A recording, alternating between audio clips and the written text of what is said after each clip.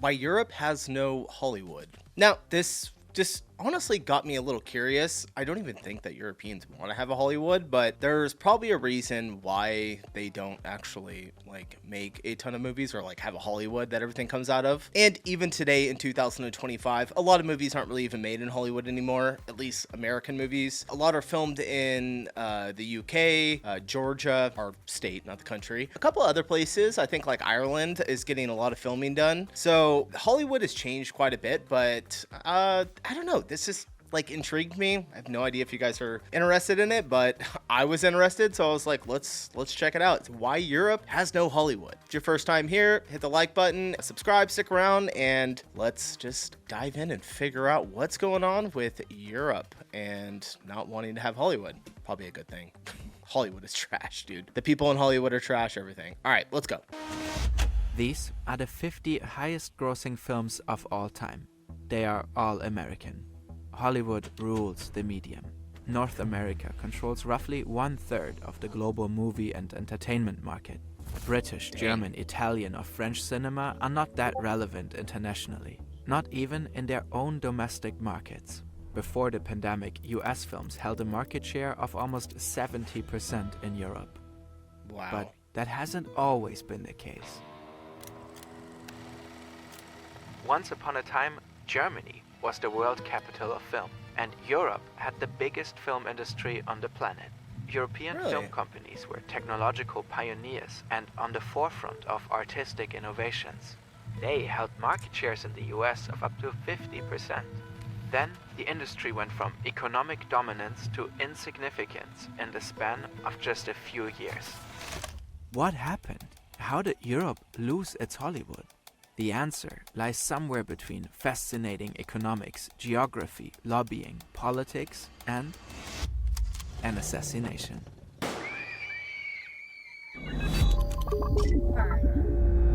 Understanding the complex history of film means learning a lot about technology and statistics.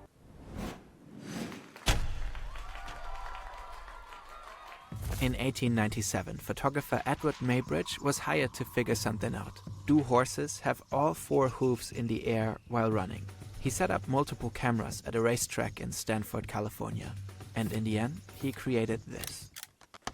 The first film ever. But the rise of film did not happen in the US. It happened on the other side of the Atlantic. Two brothers shaped what would later become film as we know it today. The Lumières opened the world's first commercial movie theater in 1895 in Paris. One of the first movies they showed was this 50-second recording of a train arriving at a station. According to an urban legend, people were so afraid of the train rushing towards them that they panicked and fled to the back of the theater. From here on, the international rise of cinema could not be stopped. Around 1900, film became a global phenomenon. Cinema flourished in Denmark, in the UK, and Germany. But it is two countries that dominated the film industry at the time. France and Italy. French film pioneered in special effects. The stage magician Georges Méliès was the first who truly started experimenting with the possibilities of film. Italy became famous for its historical epics. The extensive use of extras and the immensely lavish sets established new production standards. I love old movies. They just don't make... It's not a lot of good movies that come out anymore. Most of it's trash. And even shows, too. Like, I can't stand it. I watched this new show from Argentina called The Eternaut. I love foreign films. It was a really good show. But yeah, movies now, it's like a dime in a dozen that you find a good one. European cinema was in great shape. It quickly gained around 50% market share in the US. The European film industry drove technical innovations like projection, color processes, and sound films. They pushed new forms of content like the weekly newsreel, the cartoon, the serial, and the feature film. Feature films are what you would call today's movies. 90 minutes plus, big stories, big promo, big stars. Before that, going to the cinema was watching a bunch of 15-minute stuff randomly mixed together. Think ancient YouTube. Back across the Atlantic, American filmmakers find their paradise. If you want to shoot a movie, you need light. The easiest way to get some is the sun. If you want to shoot many movies all year round, you need a place where the sun shines a lot. Enter a small Los Angeles suburb called Hollywood. California has a vast amount of different landscapes, relatively short distances between them, and perfect weather conditions. But there was another reason why the American film industry flocked to California. Thomas Edison.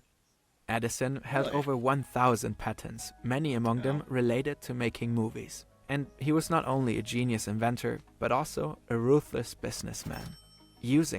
Genius inventor? I'm pretty sure he was just a ruthless businessman. If you guys have ever looked into the story of Tesla and Edison, kind of gives you a realistic outlook on Edison. Not saying he's not a bad guy. I don't know, honestly. It's history. Who knows what's true or not, but... Patents, he formed the Motion Pictures Patent Company. The MPPC established a near monopoly on all aspects of filmmaking, and it was notorious for enforcing their patents, sometimes with the help of hired thugs.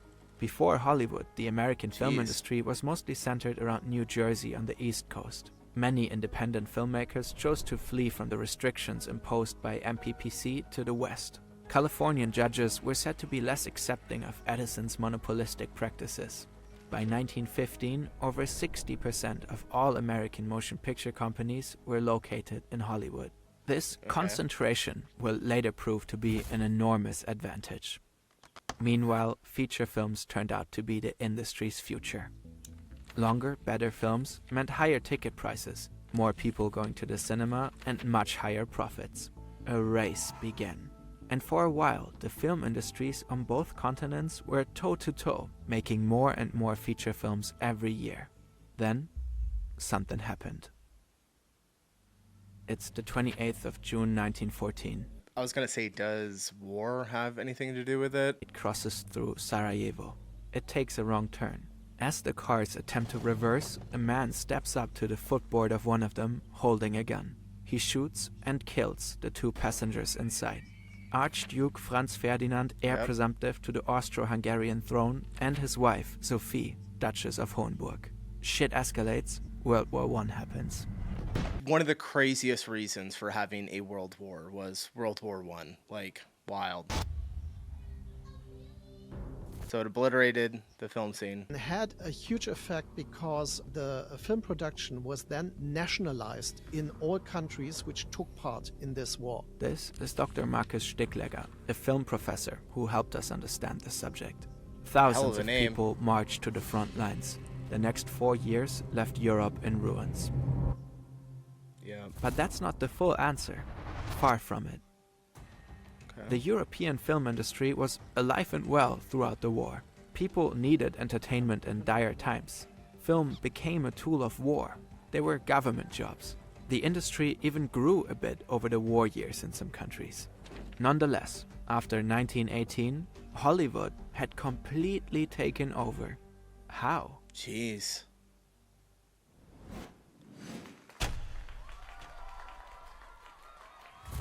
The following section is largely based on a fantastic paper by Gerben Bakker, link in the description.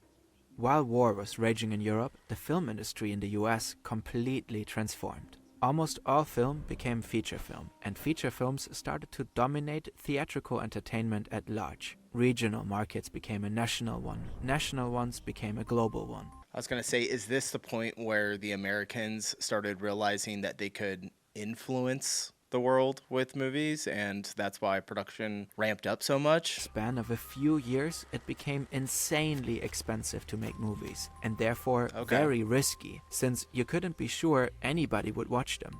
But in turn, the money you could make with a successful movie was unlike anything the entertainment world had ever seen. Film production started to be all about really big bets. Smart entrepreneurs realized the potential of film. Anything with the word motion picture in it received enormous investments. Fox spent $92,000 on film production in 1914. The studio ramped that number up to $4 million annually by 1917, a casual 40x jump with the help of wealthy New York investors. Paramount was the result of the merger of several regional distributors and a big feature film production company. With their united power, they started rolling out massive national advertising campaigns promoting their stars and features. As a result, the company doubled its annual revenue within 2 years. Paramount pioneered a new thinking. pay directors, authors, and writers whatever is necessary to get the best material possible. The concentration of film production in a single place benefited the industry greatly, as talent could easily move around, be scouted, be hired. The US film industry became the internet of the 1910s. All this money pumped into the industry of the future, so much hype, all these startups. Almost none of them survived. But those that did are some of the world's biggest companies today. Same here. By the end of the 1910s, almost everybody had gone bankrupt or been absorbed, except the so-called Big Five, plus these three smaller ones. It's no coincidence that you recognize almost all of them even today. These production companies played the game like no one else. They aggressively acquired theater chains and other distribution facilities in the US. They vertically integrated, so their share of the rapidly growing cake would be ever more enormous. By 1930, the Big Five plus Small Three controlled roughly 95% of US film production and distribution. Damn. Back to Europe. Even though the film industry here was still alive, it didn't participate in the insane race that happened in the US. It was behind. So far behind. In 1919, 90% of all films screened in Europe, Africa, and Asia were American. In South America, it was close to 100%. Jeez. You needed to show your films to a lot of people to make your money back. But the European market fell apart because of war-related animosities and regulations. As a result, in the 1920s, much of the European film industry collapsed. There was one exception: Germany. The only place Hollywood hadn't conquered yet because no American movies entered the country during the war. Between the First and the Second World War, there was the Weimar Republic. And the Weimar Republic was still haunted by economic crisis. But the need for entertainment, and especially for cinema as a factor of entertainment, was huge. And in retrospect, you can say that the Weimar Republic era was the most fertile for German film history ever. Studio Babelsberg was built next to Berlin in 1912. The oldest large-scale film studio in the world. Additionally, German film production was unified under one big studio, UFA. During the 20s, many talented filmmakers from Germany emerged, like Friedrich Wilhelm Murnau and Fritz Lang. Their movies were successful all across the world. Metropolis, for example, is still one of the most influential science fiction movies of all time. It was the golden age of German cinema. In theory, German movies could have flooded the US market since they were incredibly cheap because of national inflation. But it was shortly after the war, so the mood in the US towards German movies was hostile at times. Also, they were quite different from Hollywood cinema and not a great fit for the American audience. Variety noted at the time, "It is a curious fact about many German pictures. They deal with freak stories and have no romance, being entirely of men." Hollywood found its classic style. German movies were often expressionist. After the war, Germany had quotas to only allow a certain amount of American movies in their market. Over time, these quotas relaxed and Hollywood seized the opportunity. The studios bought up independent theater chains and flooded the German market with their films. UFA got into serious financial trouble and got bailed out by Paramount and MGM in exchange for distributing loads and loads of their movies. This meant that less German movies were shown, which meant less revenue, which meant decline. Hollywood effectively crippled its only serious rival. Then came this guy and sealed the deal. Over the following 12 years, every film produced under the Nazi regime needed Goebbels' personal approval for release. The industry officially prohibited. Every time I think about Nazi Germany and like films, I think of what is that movie? Inglourious Bastards, where the entire premise of the movie is like they go to kill Hitler in a movie theater. It made me realize that the film scene in Germany at that time was actually really, really big, and they're kind of covering it right now. Jews, leading to a significant exodus of German film artists to Hollywood. In consequence, Los Angeles was called the New Weimar, and the once thriving German cinema lost its talent. The Second World War destroyed film production all over the continent. The effects of war on London, for example, or later on Germany, on the bombing of Berlin, they destroyed a lot of those production facilities. So by the end of the war, film production and studios had to be rebuilt in Europe. European cinema wasn't dead, though. I feel like European cinema is making a good comeback. Like, I watch a lot of European stuff. I do. After the war had ended, Hollywood lobbied for film to be viewed as an economic product, not a cultural one. The studios wanted to ensure there would not be national quotas or limits, which would be incredibly damaging for them. Despite an all-powerful Hollywood, many European countries developed a flourishing film industry in the coming decades. Cinecittà in Italy had great years and is currently having a comeback. UK cinema found enormous success in some franchises and is a key player in global film production today. French cinema is heavily subsidized and regularly produces international hits, ramping up to be a major international locations hub. Germany manages to land international hits once in a while, especially when dealing with its own history.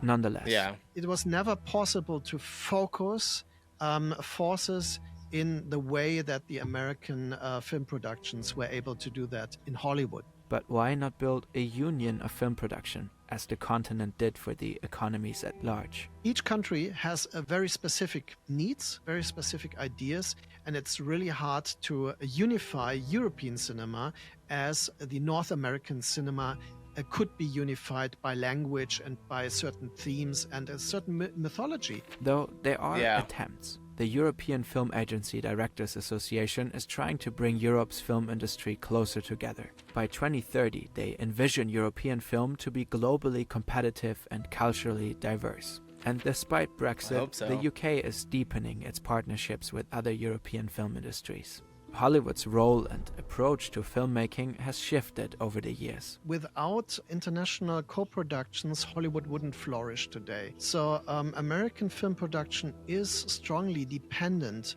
on co-producing internationally and even moving their facilities towards European and Eastern European countries to be able to produce on such a large scale. So American cinema is still very dominant, but like as a kind of organizing focus for a kind of global cinema which connects American productions with international companies. Asian markets are now by far the biggest in the world, and they are challenging the status quo.